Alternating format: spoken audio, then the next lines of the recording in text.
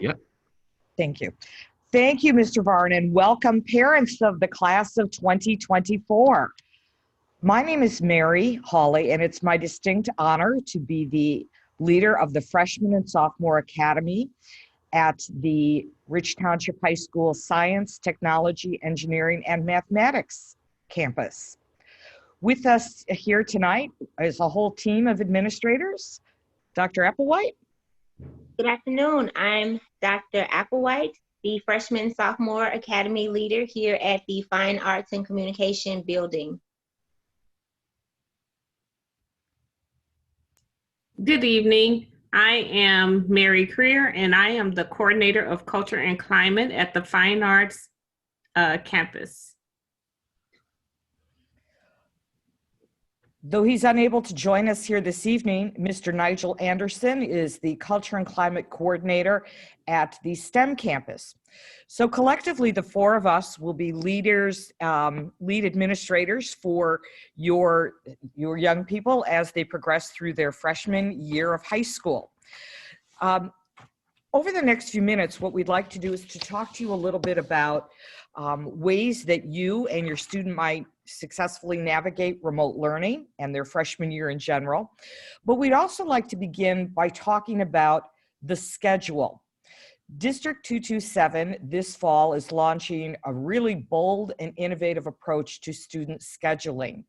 One that allows for our young people to have some independence, to be able to make some choices about how they'll spend their time during the academic day, and which will really help prepare them for collegiate life. What you're seeing on the screen right now is an actual freshman student schedule. If you would like to look at your own student schedule and follow along, certainly feel free to do so, although you may actually find that that's not necessary. I'm just going to walk you through sort of some basic principles of how the schedules look and then where you can apply these with your own student schedule. The first thing that you'll notice is that on Monday and Tuesday, Thursday and Friday, the school day is broken up into 23 mods, each of which is 20 minutes.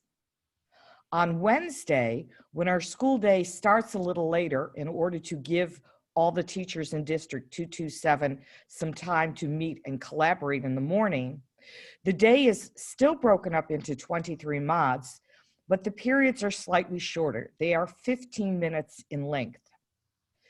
What you'll see, of course, is that not all courses meet for the same amount of time, nor the same number of days over the course of a week.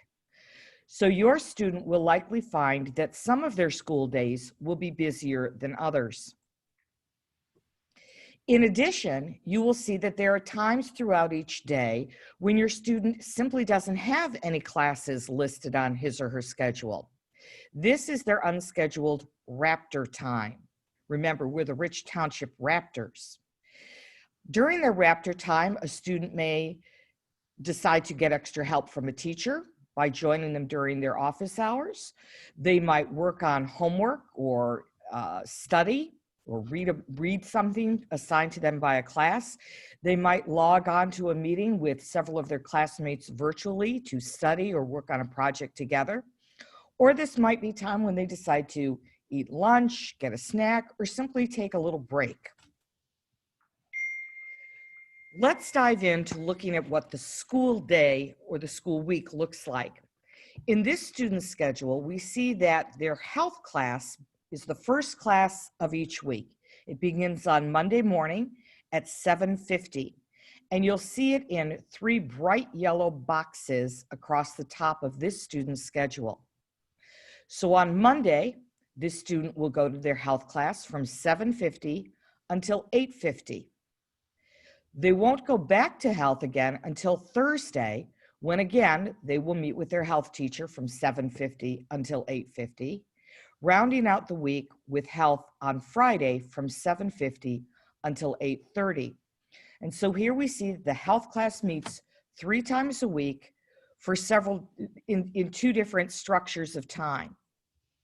In contrast, this student will attend their algebra class 4 days a week.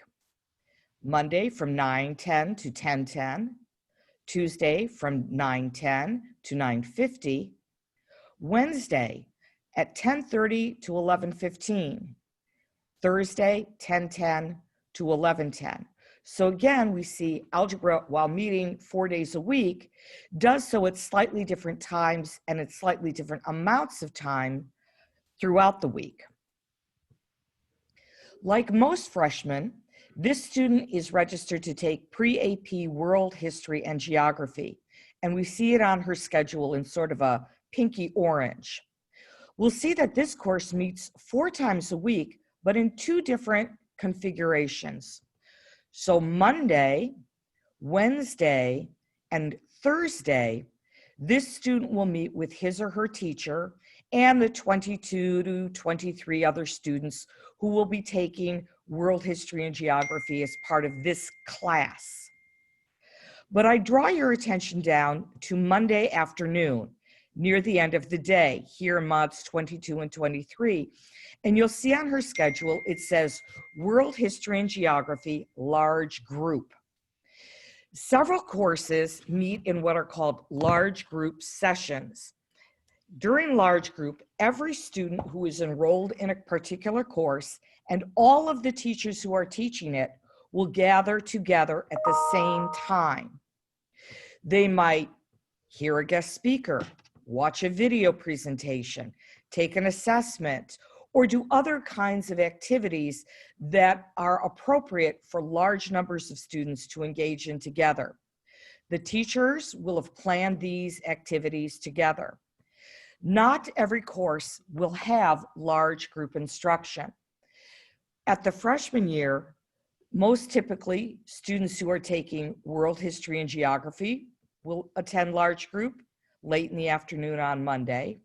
Or as we see on this student schedule, as we look at Wednesday morning, students taking pre-AP English 1 will have their large group first thing on the day, Wednesday morning, and pre-AP Biology, last thing of the day on Wednesday.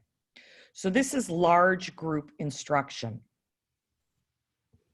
In addition to their academic classes, every freshman will be enrolled in what is called advisory. Advisory will be their home base, and it will meet 2 times a week for 40 minutes. There will be an advisory teacher who will lead them through activities designed to help them develop better study skills, care for themselves emotionally, socially, get to know their classmates, improve their academic success overall. They might also hear from their guidance counselors during this time. They'll certainly learn more about the various career pathways they will select from as they enter into their sophomore year. Attendance in advisory is mandatory, just as it is for any other class. If you would like to see your own student schedule in this color-blocked format, you may do so in PowerSchool. Simply look for the Bell Schedule view of your student schedule. And I think you'll find after you study it for a while with your student that seeing this color block layout makes it much easier to follow a student's schedule. If you discover that there are problems with your student schedule or you have questions about the courses they are taking, your first line of defense is to contact your student's counselor. Students are assigned a counselor based on the first letter of their last name, and we've listed that contact information here. It is also available to you at our school's website. You feel free to jot this information down now or snap a photo of it with your cell phone. We're going to continue on with the presentation, but rest assured, we'll return to this slide so you'll have plenty of time to get this information. As the state of Illinois last March closed schools in response to the COVID-19 pandemic and we moved into remote learning, it was an adjustment for all of us, educators, students, and certainly parents. But we've all learned a lot in the ensuing weeks and months, and so we'd like now to go through with you some recommendations that we're offering to help you and your student successfully navigate during remote learning, and arguably once we return to school. Dr. Applewhite, do you want to lead us off?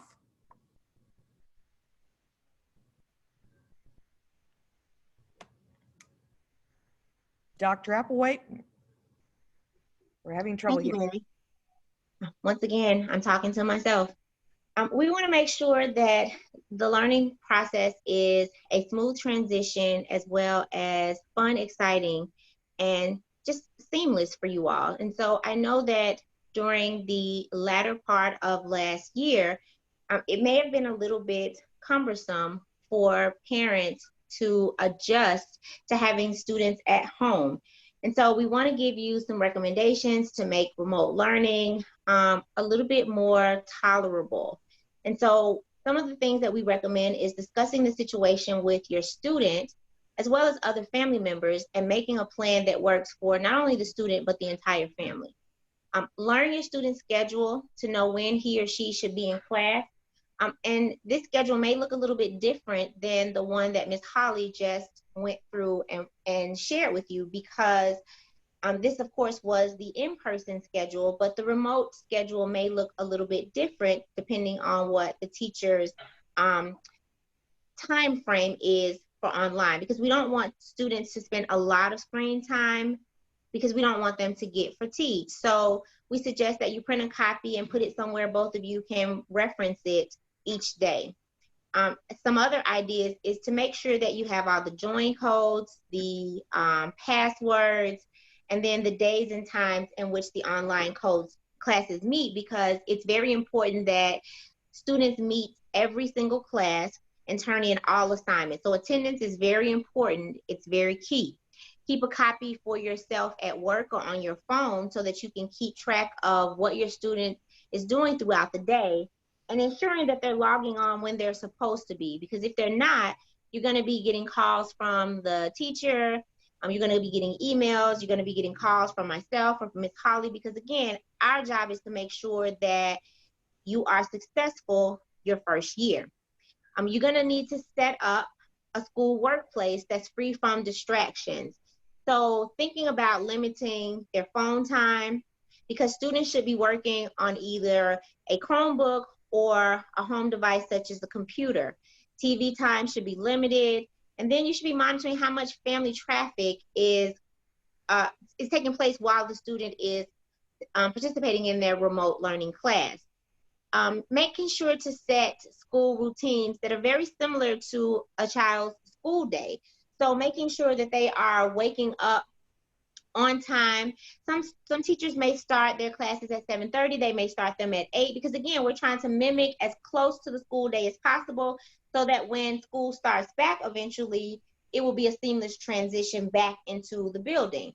So then meal times should be at a set time every day. So breakfast and lunch should be at a certain time. Then you should also incorporate study hours, and then bedtime as much as possible. It's always very important for parents to be aware of their own students' academic progress, and perhaps now even more so. Please know that you can monitor your students' academic progress in PowerSchool. Teachers will be updating students' grades at least one time per week, and that by 3:30 every Friday afternoon. You might want to consider making it part of your regular weekly routine at late on Friday or Saturday morning, just to do a quick review of PowerSchool to see how your student's doing. Always remember, teachers are delighted to get emails from parents. If you have a question about your student's progress, maybe you see them as struggling, or maybe you feel your student's ready for a greater challenge, please never hesitate to reach out to our parents. In return, we would ask that, if at all possible, you answer or return phone calls from school. I certainly confess of myself in this day and age of cell phones that frequently I'm reluctant to pick up telephone calls when I see that unknown number flash across my screen. That can sometimes, frankly, be a little bit frustrating for us here at school because, understandably, you don't pick up those calls. So if you see that 708 area code and that 679 exchange, it very well may be someone calling from Rich Township High School. If you can't take a phone call from us, but you get a voice message left by a teacher, we really appreciate it if you can get back to us at your very earliest convenience. Certainly, we understand that throughout the course of the year, phone numbers and emails often change. Please do try and keep us up to date on what your contact information is, so that if your phone number changes or if you begin using a different email address, we can be in regular contact with you. Know that there are resources for your student to get extra help. Every one of our teachers will be setting up office hours. These will be time during the week when any student of theirs will be able to sort of pop in virtually to ask them questions or get clarification or assistance with assignments. In addition, academic labs will be scheduled throughout the course of the week. Think of these as drop-in tutoring sessions. So if your student isn't able to get help directly from his or her own math teacher or his or her own Spanish teacher, they may be able to do so by attending an academic lab. Monitor your students' emotional and physical well-being. You can do this by keeping regular bedtimes, just as any other school year. Establish no screen time so that students don't get screen fatigue. So ensuring that they rest their eyes and their brains is a plus. And you can do this also by encouraging daily exercise, healthy eating, and safe and social fun. During this time, students are very aware that they're not around their peers and their teachers as much as they have been. And so even though they're seeing them via whatever online platform teachers are using, there's nothing like being in close proximity. And with social distancing, that's really hard. And so those social distancing causes a lot of stress.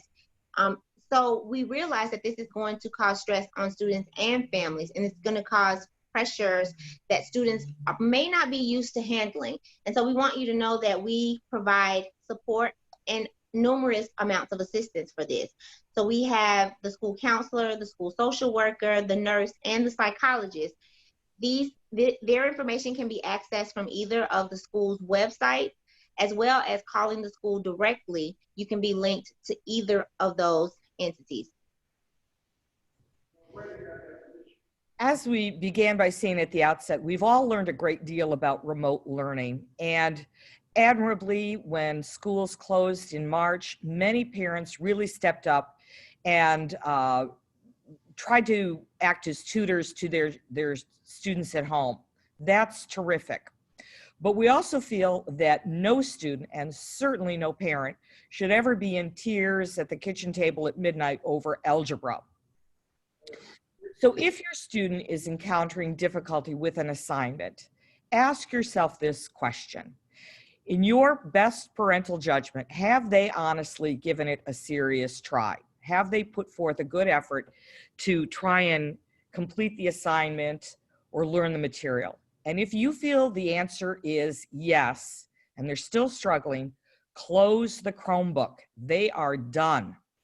Have instead your student email his or her teacher, explain the difficulty they're running into, and ask to set up a time to get some extra help. You don't have to be an at-home tutor for every subject, but what we'd love for you to be is a support system for your student. So we'd encourage you to ask them how their assignments are going, not just about their grades, but what they're really learning, what they're doing. I know of no teenager who would ever turn down a late night snack as they're poring over their homework, or a little nosh late in the afternoon. It's a very kind way of showing student that you're in the good fight with them. You might offer to read over an essay before they hand it in, or quiz them on their vocabulary in their Spanish class or the terms they're learning for biology. Perhaps the student is getting ready to give a presentation. Maybe they want to rehearse it with you, and you could be their practice audience.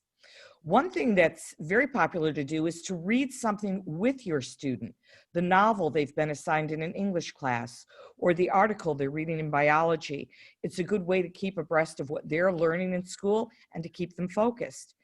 And we'd encourage you to set some goals with your student. Maybe they got a C on their math test, and their goal is to get a B on the next one. Keep track of these things together. Dr. Applewhite, I know you have a teenage son. What kinds of things have you been doing? We did quite a few things that you listed here, Miss Holly. When we first went on remote learning, we were both struggling. I know you mentioned tears. There were a lot of them shed, mostly on my end, let me tell you. I think that he was processing quite nicely, having a great time being home remotely for the first, I think, month or so. I thought he was in his room chugging away, just doing all of his assignments. And what I found out was he was making TikTok videos.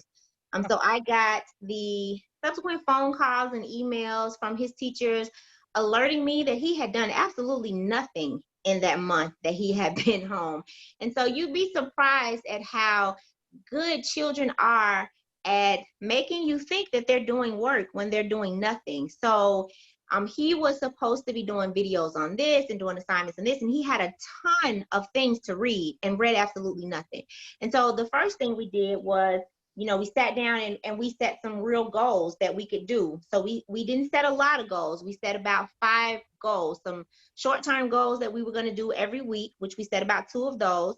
And then we set 3 kind of semi-long goals that got us through the end of the school year, because of course he was a junior and he wanted to be a senior, and I helped him monitor those goals to make sure that we were on track to meeting them. And then the other thing that I did was I looked at the books that he was reading and I read them with him. And mostly I did that to ensure that he was reading them, but then also it became sort of a bonding experience because we kind of got sick of being around each other, but it gave us something to talk about, and it became interesting conversation. And I actually learned a lot about my kid. I learned that he was a pretty good critical thinker because he was in an AP class, and at the beginning of the year I was kind of like, oh, you're an AP? Okay, that's interesting. We'll see how that goes. He had a couple of AP classes, so he really should have been in more AP classes. I learned that. So this year his schedule has kind of changed and beefed up a little bit more. And so again, you learn a lot about your kid from being around them a lot more. And then we were on the floor doing those PE classes together. I'm pretty sure his teacher was a bit surprised to see me in those videos, but I had to be in there to make sure that they were turned in. So, you learn that we're not asking you to teach your child. We're asking you to support the work that your teachers are doing. And so they were really appreciative of the fact that those assignments started to get in. And so he was quite successful in the latter part of the remote learning. And so I think he's a little bit more excited about it, though he's not excited about not seeing his friends and not seeing his teachers. Now that he knows how remote learning works, we're going to set some more goals. So I would encourage parents to definitely go home and make sure that that's the first thing they do is set some remote learning goals so that their children can be more successful in this process. That's great. And so what parents also need to understand is this is their new normal. And though a lot of things have changed, many things have not changed. And one of the things that parents need to understand hasn't changed is that their students are still teenagers and that they still need to establish some non-negotiables in their homes and make them quite clear. So their 14-year-old freshman may need a different set of boundaries than their 18-year-old senior, but then maybe not, because those of them who have a senior may still need to set some clear boundaries for that senior because that senior may be maybe going through some senioritis. But nonetheless, when that 14-year-old comes in their freshman year, they're very new, they're very scared. But by the time that second semester hits in, they're ready to start testing boundaries. But they're still looking for boundaries to be set for them. And so conversations that parents are going to need to not shy away from will be setting curfews, really paying attention to their friends.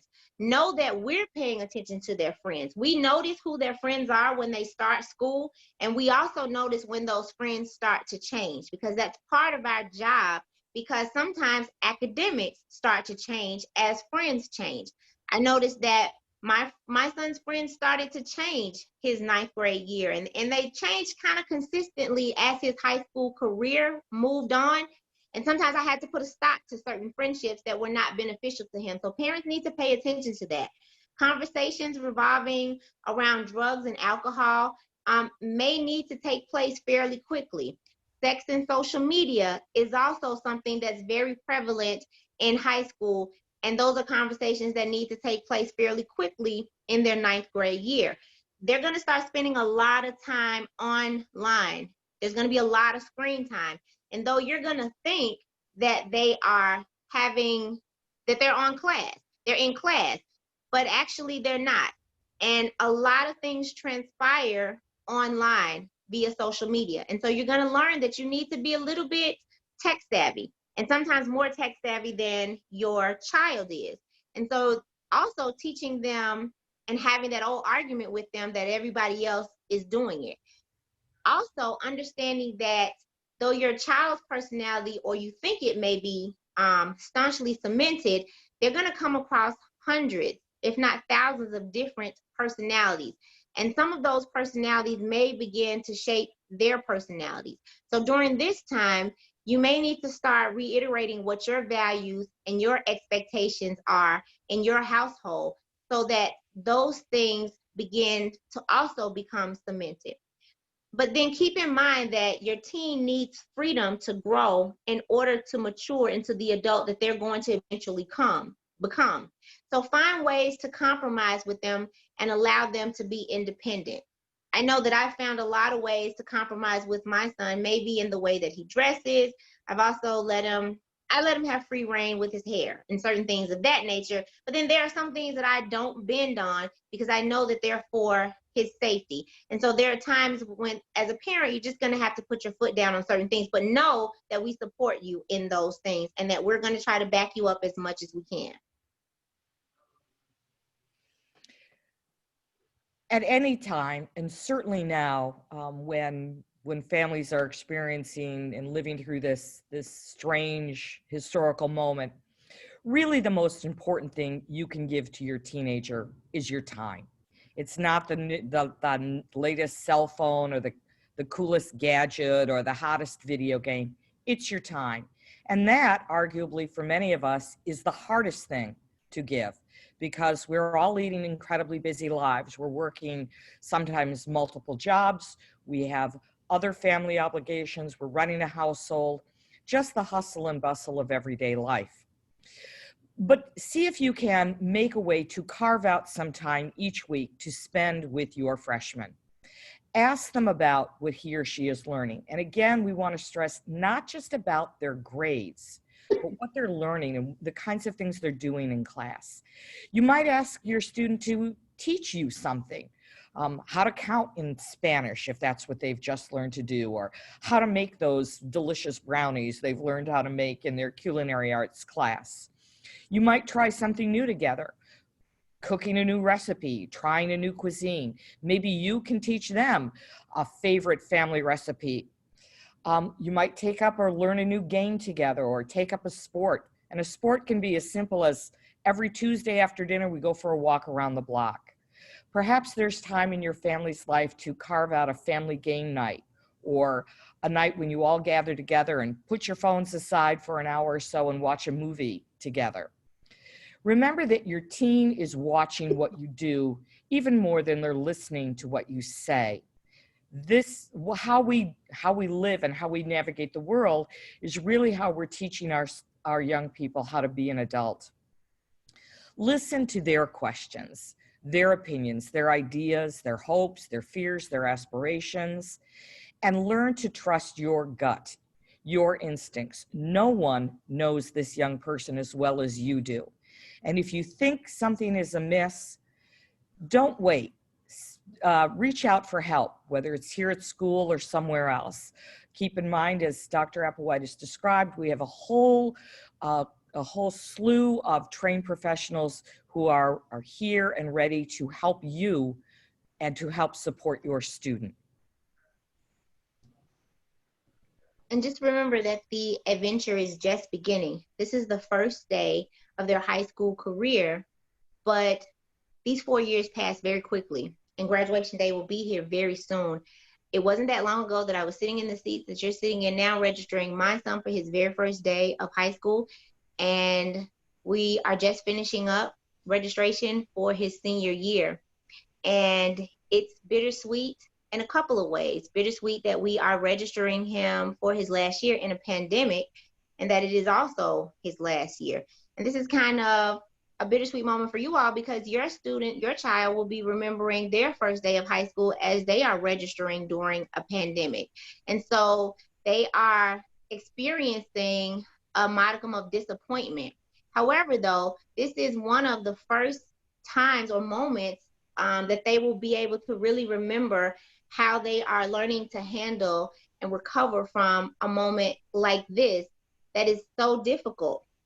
And so how they choose to embrace these moments and then recover from these moments is going to be very telling in the sort of adult that they're going to become. However, they're going to also become adults that, or young adults that experience lots of successes as well. And then we're going to celebrate them when they experience these successes. And they're going to learn to take pride in their accomplishments, because this is going to be what builds this confidence, this self-esteem, this self-awareness, this self-assuredness. And we're going to be there every moment of the way to help them build these things. And so are you. And we're going to be watching them grow and learn and develop. And so we always enjoy watching them come into the building as these gangly, awkward freshmen who carry all of their items around, don't want to put their coats up, so they're wearing them, and we just know that they're burning up because it's so hot, and they're wearing these enormously large coats and hoodies. And we watch them grow and develop over the years into these very handsome young men and women who then start wearing these fly suits and beautiful dresses and heels as they walk across the stage, ready to begin their new lives, and know that we had a hand in that, and know that you had a hand in that, and we helped them. We all helped them get to where they are. And that's a great accomplishment. And so imagine being part of that adventure. And so thank you for choosing us. Thank you for embarking upon and letting us be a part of this adventure with you. And so that brings us to the end of our presentation. And if there are any questions or comments, we will take them at this time.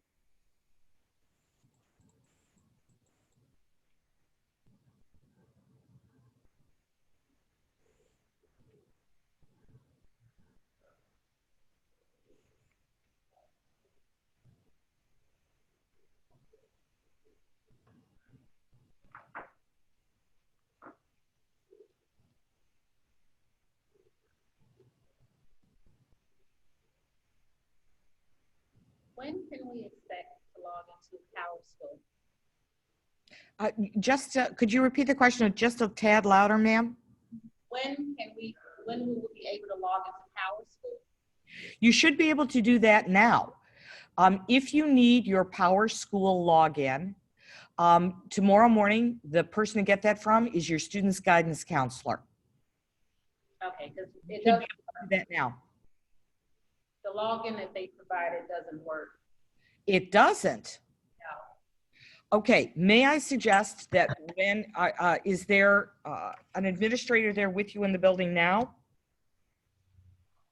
I think Mr. Vaughn is there. So when Mr. Vaughn comes back, you can let him know and see if there's a tech coordinator in the building, and maybe he can reset your password. And if not, again, I would recommend drop an email right to your student's counselor, and they will make sure that gets on to the right person. Mm-hmm. And you said, is it the parents' Power School or is the students' Power School? Parent, okay.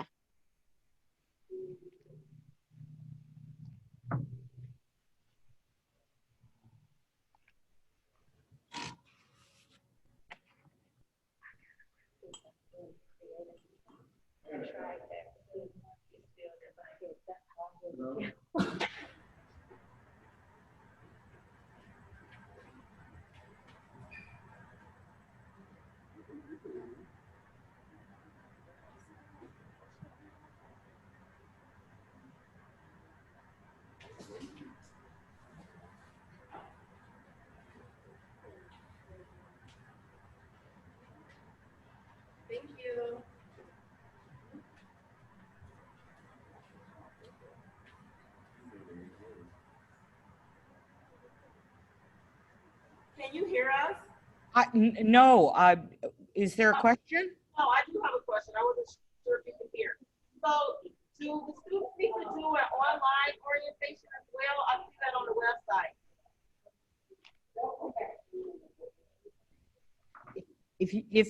If I could ask, ma'am, that you get just a little closer to the screen. Do the freshmen need to do an online orientation? The website says the 26th through the 28th. There's an additional orientation. For freshmen? Yes. I do not think so. I think it's there for students who were unable to attend this evening or during the last 2 days. What will happen during the first days of instruction is that each department, the math department, the English department, etc., will be leading students through some additional information about how to use some specific technological tools. The orientation information, I think, that's being posted for the students to watch on the website would be a repeat of what they're going through this evening. If they want to do that a second time, they want a little refresher, I'm sure they'd be more than happy to have students click in. But this evening should be sufficient for their basic orientation.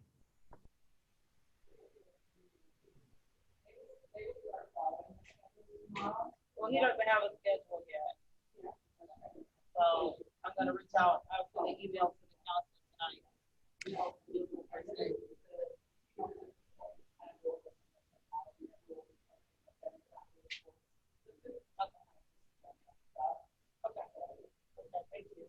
Excuse me, I have one question.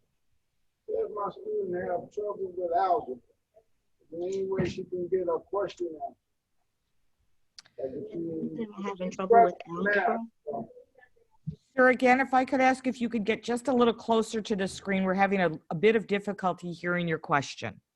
Okay, my daughter, she kind of struggled with math, so algebra would be like maybe a struggle for her. Is there any way she can get extra tutor for that? Get an extra tutor for her algebra? Yeah. Okay, what I would recommend you do is the following. Right away from the start of the school year, drop an email to her algebra teacher and just let her know, him or her know, you know, this is my daughter. Math has never been her favorite subject or her strongest subject. Let's keep in communication. I think the teacher would really appreciate knowing that up front. As I mentioned before, math classes for freshmen meet 4 days a week, more than any other class. But in addition to that, the teacher will have office hours, and there will be, starting in the second week of school, these academic labs. You can, a list will be published of when those times are, so you can make it a regular part of your daughter's routine during her Raptor time to go in and get extra help. Maybe she does that twice a week, you know, every Tuesday and Thursday at a particular time. She drops in to get extra help. But I think it's terrific. You're already thinking ahead as to the kind of support your student may need, and would really recommend that you send that information right on to her teacher so your teacher will know to keep an eye on your student from the very first day. Okay, one other question too. Okay, will I have an email for that math teacher? Is it going to be an email set up for her directly to the math? Yes, every student has an email account. Every teacher has an email account. Okay.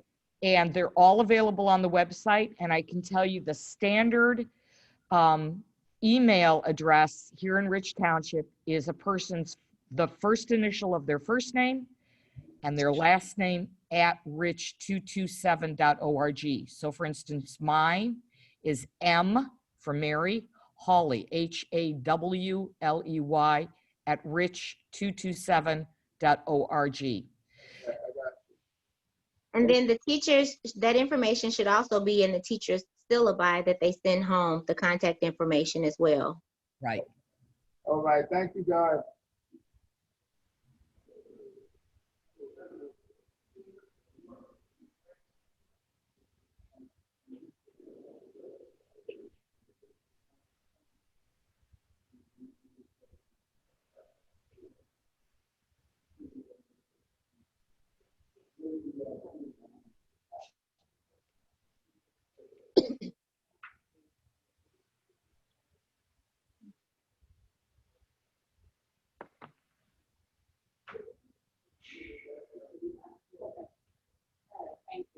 Thank you.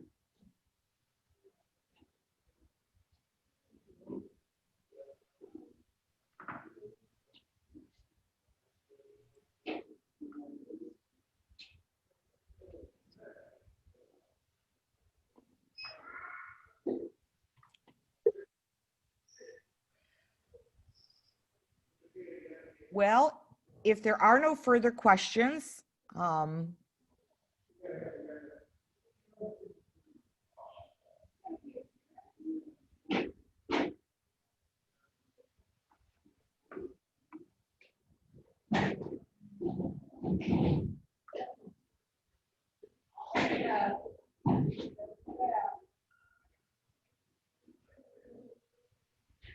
have a quick question. yes, ma'am. I only see numbers for the council for freshmen. I have an incoming sophomore. And you have an incoming sophomore, but you only see numbers. I only see the email for the council for the freshmen. These same counselors work with the sophomores as well. So Mr. Jurgis works with freshmen and sophomores, A through G. Ms. Hopkins, freshmen and sophomores, H through N. Mr. Lawrence, O through Z at the STEM campus.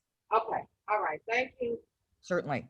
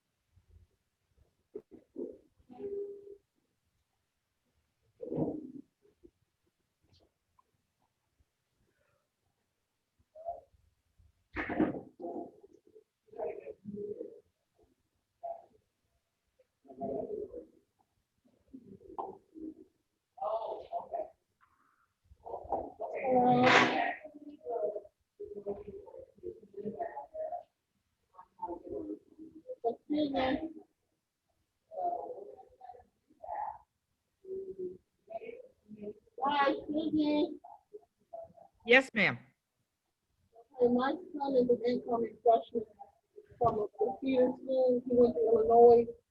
And do I still need to make an appointment with the registrar? Okay, could you a little bit clearer? We're having difficulty understanding you. Maybe a tad closer to the screen? Okay, he's an incoming freshman from a computer school from the same district. Do I need to get in touch with the registrar, his registrar, and still register him, or should I do it today? Okay, so your son is an incoming freshman who has not yet registered. Am I understanding correctly? Yeah. Okay, are you at the campus where Mr. Varn is this evening? I'm at the STEM campus. Yeah, and that is, Latanya and Mary, where Mr. Varn is? Yes? I thought he was at the Fine Art campus. Okay. Ma'am, can I take your name and phone number and have somebody call you tomorrow? Ashley, first name, last name Love, Could you spell that for me, please? Love. Lee? No, Love, Love. Love, okay. Mr. Scott should be at the STEM campus, or Dr. Laurie. One of the two of them are there. So if you can ask for Mr. Scott or Dr. Laurie, ma'am, that's at the STEM campus. Okay. I'm going to text Mr. Scott and tell him that there's someone looking for him. Okay.